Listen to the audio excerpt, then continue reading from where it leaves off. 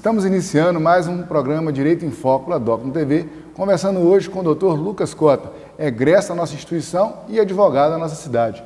Lucas, seja bem-vindo ao nosso programa pela primeira vez, a gente está te recebendo aqui e é um prazer enorme conversar com você sobre a sua condição enquanto estudante e agora a sua condição enquanto profissional, né, os sonhos, os desejos, as dificuldades. Seja bem-vindo ao nosso programa. Bom dia, professor Oscar.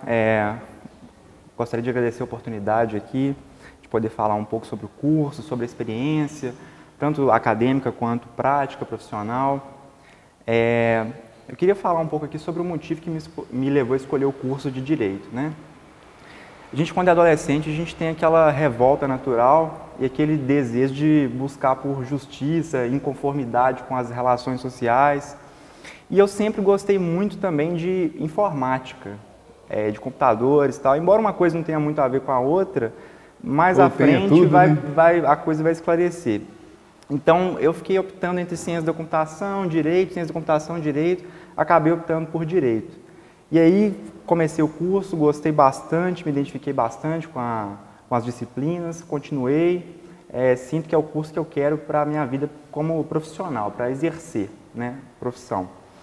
E justamente essa afinidade, esse gosto pela informática, aliado ao curso de Direito, que me fez escolher o meu tema de monografia, né?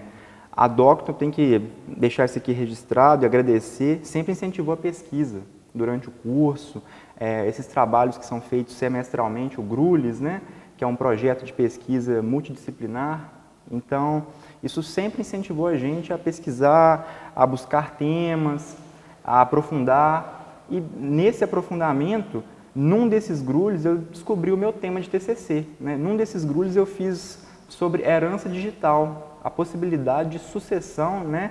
Sucessão é a transmissão de bens do patrimônio cibernético, o patrimônio que a gente adquire e armazena em meio virtual. Facebook, né? Conta no Facebook, Instagram, música virtual, conta no Netflix, e-mail, conta no Instagram, e abrange muito. Moeda virtual, Bitcoin, Ethereum, dentre outros ativos virtuais também. Conta em jogos online. Hoje em dia movimenta um mercado assustador isso aí, essas finanças aí, essas transações de jogos online, itens nesses jogos online. Então sempre me chamou muita atenção e foi por isso que eu escolhi o meu tema. Eu sempre gostei muito da área de direito penal e processual penal, mas no meu tema de TCC eu escolhi na área de direito civil, né, direito digital. E foi uma honra poder ter a orientação do professor Rafael Firmino, me acompanhou, indicou leituras, acompanhou o desenvolvimento da pesquisa. E assim, eu sinto que eu me identifiquei com o direito digital. Eu encontrei talvez um ramo de atuação futura aí, um nicho específico de atuação. E é importante destacar os GRULES, né, que são os grupos de leitura supervisionados, né? Sim. Porque a gente às vezes recebe o aluno e a aluna, né, que não teve tanto acesso à leitura. Então, no curso de Direito, a gente tem essa preocupação de promover a leitura, né, dos clássicos de um modo geral, mas nas leituras também mais especificadas. E isso contribui para essa experiência com a informação e com o conhecimento. Fomentar a leitura é fomentar, né, o desenvolvimento do acadêmico dentro de um curso. Então, assim, é importante essa experiência que você relatou, justamente para a gente poder, né, transmitir essa experiência para os nossos alunos e alunas que estão estudando hoje. E para a sociedade, de modo geral, perceber, né, o quanto que é importante essa experiência acadêmica, né? Tem um livro do Derrida que fala que se você quer mudar a sociedade, você tem que preocupar com a universidade, porque a universidade é uma amostra da sociedade, né? E como mostra da sociedade, o que nós vivemos aqui é o que a gente vai viver, né, na sociedade de modo geral. E esse tema que você trabalhou é um tema muito novo. Por que é novo? Porque tem pouco tempo que a gente está tendo, né, essa vivência, né, digital. As pessoas, né, que têm e-mail, essas contas que foram relatadas por você, e isso, de alguma forma, pode virar um problema, né? A família, né, ela tem o direito de ter esses acessos, né? Será que uma pessoa, por exemplo, que faleceu, essas contas, né, digitais, será que isso pode permanecer sendo utilizada, né, a família conduzir ali uma conta de Facebook, uma conta, né, de Instagram, um Twitter, né? E como é que isso fica, né? Fala um pouquinho da controvérsia do seu tema para o nosso telespectador entender esse novo direito, essa nova experiência que a gente vai fatalmente passar por ela. Pois bem, o objetivo do meu trabalho foi investigar a possibilidade ou não da sucessão causa-mortes. Sucessão causa-mortes é aquela que se dá em razão da morte de alguém. Existe a sucessão ordinária e a sucessão causa-mortes, né? Sucessão ordinária é quando, por exemplo, eu vendo algum bem para alguém, dou. Sucessão por ato inter vivos. E a causa-mortes, como o nome sugere, é por ato do falecimento, né? Por ocasião do falecimento de alguém. Então, investigar se é possível ou não a sucessão causa-mortes das relações jurídicas, não estou ainda classificando como bens, mas das relações jurídicas travadas e armazenadas em meio digital. E aí, passando lá no direito romano, pelo conceito de bem, avançando para o direito moderno, passando pelo Código Civil Napoleônico, pelo Código de Bevilacqua, a gente chegou à conclusão, a gente passou pela investigação de que, historicamente, bens são classificados como tudo aquilo que tem conteúdo patrimonial, né? Na concepção estrita de bem, porque tem a concepção em sentido amplo, que abrange bens em sentido estritos e coisas, e tem a concepção em sentido estrito. Nessa concepção em sentido estrito, bem é tudo aquilo que tem valor patrimonial, entendeu?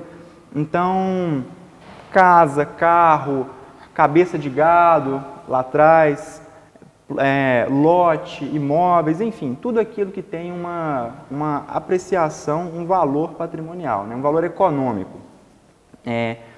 Então, eu também me propus a investigar se mesmo os bens, em sentido amplo, sem valor econômico, também poderiam ser passíveis dessa sucessão causa-mortes, né?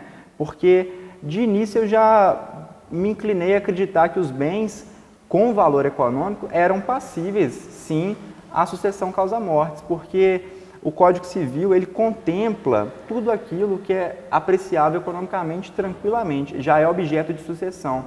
Então, esses bens digitais que têm valoração econômica, classicamente já podem ser enquadrados no conceito de bens para fins de sucessão.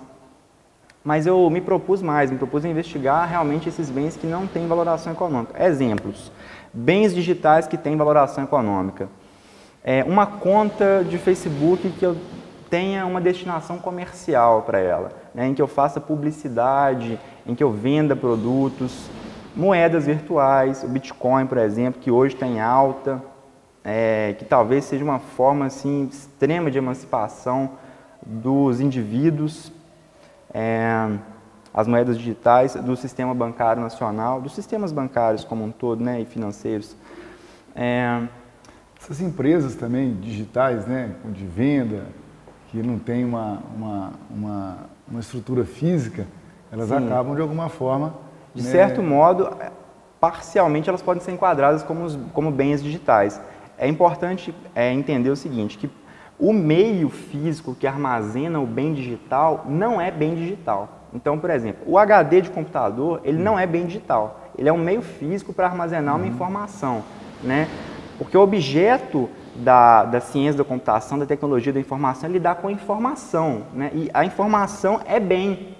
Esse é o ponto. A informação é tratada como bem. A informação que está armazenada num HD ou em qualquer outro dispositivo de armazenamento, ela é bem digital. Mas o HD em si não é bem digital, ele é um bem físico, né? Então, se a gente for considerar que essas empresas aí operam inteiramente no âmbito virtual e têm algum patrimônio estritamente no âmbito virtual, esse patrimônio sim pode ser considerado como bem digital. Agora eu pensei num exemplo aqui. Por exemplo, o que está em voga hoje na internet é venda de cursos online, né? Esses cursos são bens digitais. E o negócio todo gira em torno dessa venda de cursos, né? Tem grandes empresas. E você está falando aí, você está me fazendo pensar o seguinte, fique para reflexão. Porque a gente está falando aqui, talvez, de um produto, uma informação. Mas, por exemplo, um perfil, a questão da herança, a gente, de acordo com o seu tema, a gente percebe que esse perfil, você vai trabalhar se ele pode ou não ser transmitido por herança. E a questão da compra e venda, será que um perfil pode ser vendido? Vamos supor que eu, você ou qualquer pessoa fique muito famosa e a imagem ela ganhe um destaque. Será que a conta do Facebook pode ser negociada? No Instagram pessoal, que uma coisa é o comercial. Será que essa conta pode ser negociada? O Twitter, né? E aí a gente vai ter uma espécie de pseudônimo, né? Alguém usando a imagem do outro para poder atingir, né, um determinado público? Perfeitamente. É como o trabalho perpassa pela investigação do conceito de bem, ele serve tanto, a conclusão do trabalho serve tanto para fins sucessórios causa-morte, tanto para fins sucessórios intervivos, compra e venda, por exemplo. Então, eu entendo como plenamente possível que esses bens, essas contas de Facebook, pessoais ainda que sejam, possam ser sim alienadas, doadas, que seja, desde que isso não esbarre em questões contratuais com o Facebook, com o Instagram, por exemplo, com a empresa que hospeda aquela conta. Porque se tiver uma disposição contratual lá vedando, aí não pode, aí é antijurídico. Perfeito que você colocou, achei interessante esse recorte aí. Pois é, então, não havendo óbice no contrato com a rede que hospeda essa conta, perfeitamente pode ser alienada. E uma outra questão também é se for uma conta pessoal, meu nome, por exemplo, Lucas Cota, em que eu vendo para um terceiro, ainda que não tenha óbice no contrato com o Facebook, e esse terceiro passe a assumir a minha identidade, isso pode até esbarrar na questão penal, né? Atribuir a si falsa identidade. Responsabilidade civil também, né? Exatamente. Então, às vezes o contrato do Facebook não veda, mas a legislação penal ou civil veda também, né? Então, eu não posso atribuir a mim falsa identidade, correto? Quem compra não pode atribuir a si falsa identidade. Tem que observar isso também. Então, quer comprar uma conta pessoal de alguém? O Facebook autoriza? Perfeito. Mas não use a conta como se fosse a pessoa. Porque você pode ter implicações aí, inclusive penais, né? O Código Penal tipifica. É bem interessante e a gente tem que avançar nessas experiências justamente para a gente poder compreender, né, os desdobramentos, né?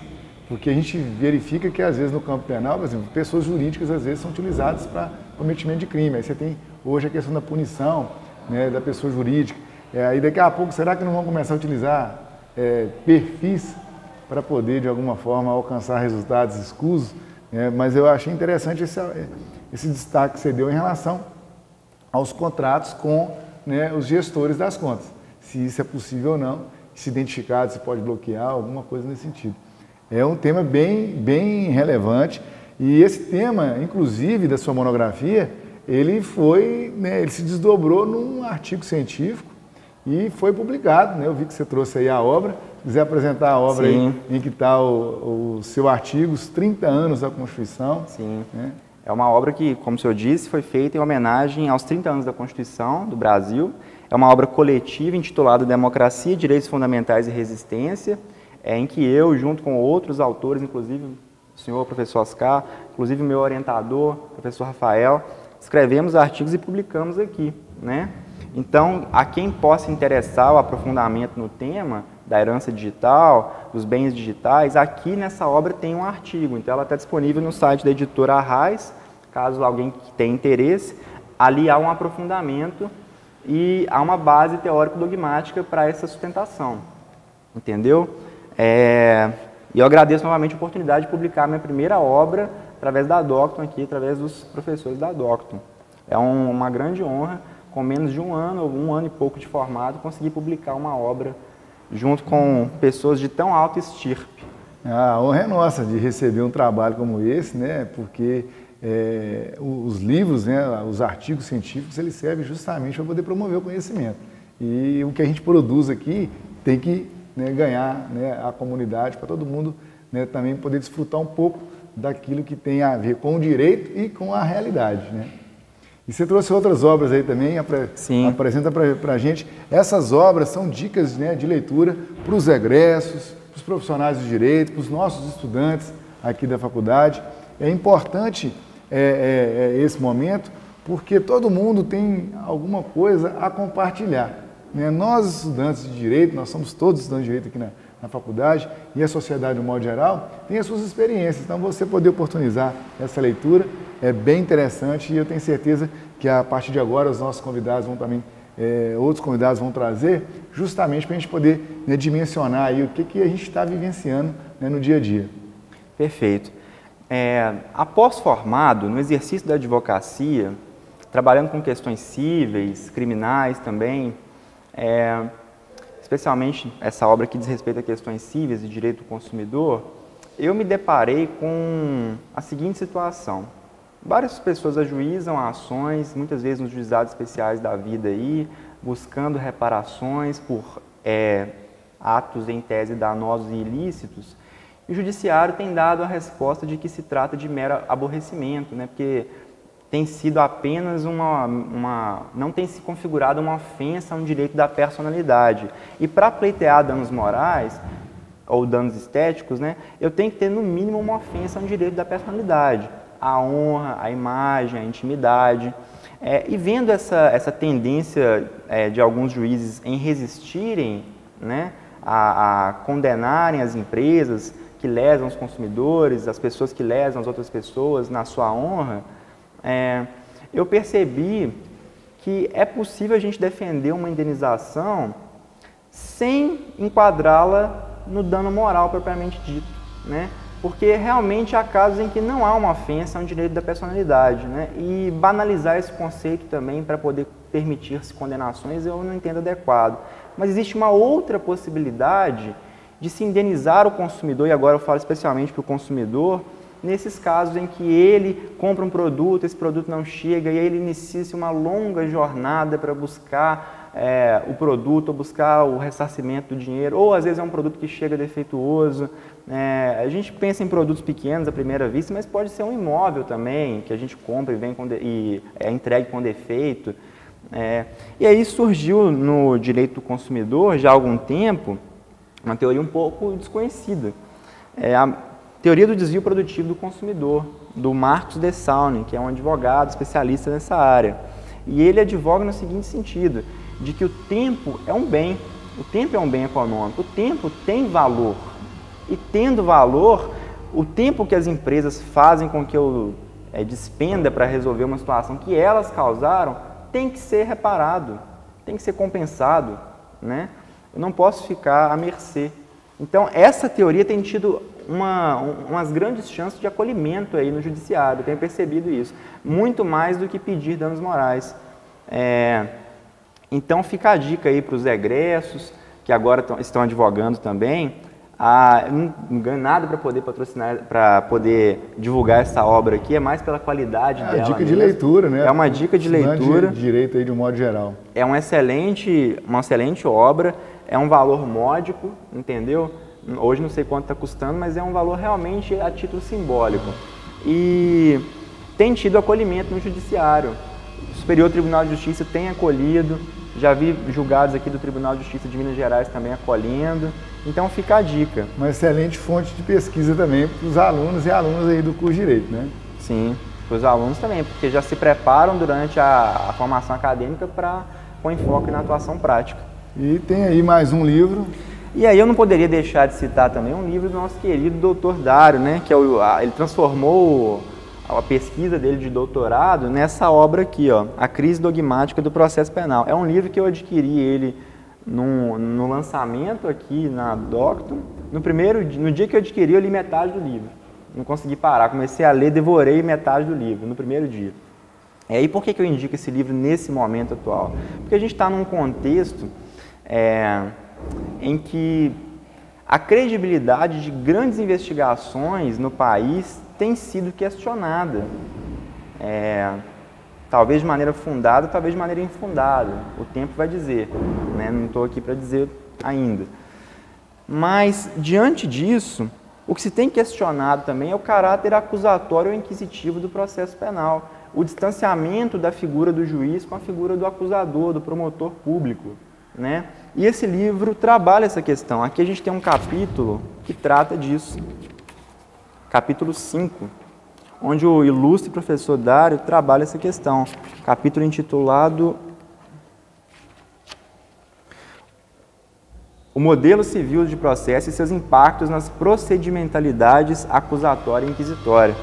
Então fica aí, de repente, a tarefa, né, para os estudantes de Direito de pesquisarem se o nosso processo penal ele é inquisitivo, acusatório, se é misto e, independentemente da conclusão que eles chegarem, para que observem quais características que fazem ele ser inquisitivo, acusatório ou misto, né? E mesmo concluindo isso, ainda fica a proposta de reflexão. Que processo penal seria o ideal? Será que seria o inquisitivo, um acusatório, em que há um distanciamento maior da figura do juiz e do acusador? Ou será que é o inquisitivo em que acusador e juiz se confundem? Então fica o questionamento e a proposta de reflexão aí. Os estudantes de Direito, né, fica essa reflexão, é importante que vocês pensem sobre isso, porque isso é uma realidade, isso está sendo vivenciado no Brasil atualmente, né? Lucas, infelizmente a gente chega ao fim, uma conversa tranquila, espontânea e muito dinâmica do ponto de vista jurídico. Eu tenho certeza que essa conversa aqui, né, vai ganhar a sociedade aí, essa reflexão com certeza vai ser feita pelos alunos e pelas pessoas, né, de um modo geral. Muito obrigado por sua participação e esse programa aqui continua de portas abertas para você, tá? Obrigado, eu que agradeço a oportunidade, é sempre um prazer. O programa Direito em Foco se despede, até o próximo encontro.